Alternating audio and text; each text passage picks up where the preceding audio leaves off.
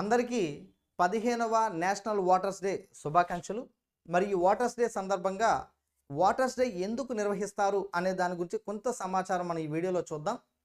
మరి వాటర్స్ నిర్వహించేటువంటి సంస్థ కేంద్ర ఎన్నికల సంఘం. మరి దేశంలో కేంద్ర ఎన్నికల సంఘం 1950 జనవరి 25వ తేదీన ఏర్పడింది.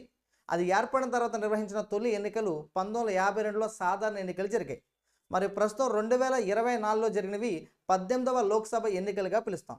మరి కేంద్ర ఎన్నికల సంఘం 1950లో ఏర్పడిన నాటి నుండి 2010 నాటికి 60 సంవత్సరాలు పూర్తయిన సందర్భంగా 2011 జనవరి 25వ తేదీని వాటర్స్ డేగా నిర్వహిస్తారు.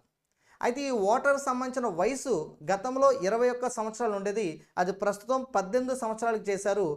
61వ రాజ్యాంగ సవరణ చట్టం ద్వారా ఈ యొక్క 20 సంవత్సరాల నుండి వయసును 18 సంవత్సరాలకు తీసుకొచ్చారు. మరి మన భారతదేశంలో తొలిసారిగా ఓటు గుర్తింపు కార్డును జారీ చేసిన వ్యక్తి టిఎన్ శేషన్. ఇతడే 10వ కేంద్ర ఎన్నికల సంఘ ప్రధాన అధికారిగా వ్యవహరించడం జరిగింది.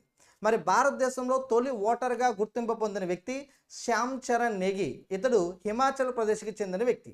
మరి భారతదేశంలో మొదటి కేంద్ర ఎన్నికల సంఘ ప్రధాన అధికారిగా సుకుమార్ సేన్ వ్యవహరించారు. మరి ప్రస్తుతం కేంద్ర ఎన్నికల సంఘంగా 25వ కేంద్ర ఎన్నికల సంఘ ప్రధాన అధికారిగా రాజీవ్ కుమార్ వ్యవహరిస్తున్నారు. మరి ప్రపంచంలో మొట్టమొదటిసారిగా స్త్రీలకు ఓటు హక్కు కల్పించిన దేశం న్యూజిలాండ్ దేశం. ఆ న్యూజిలాండ్ రాజధాని వెల్లింగ్టన్, దాని యొక్క కరెన్సీయే న్యూజిలాండ్ డాలర్.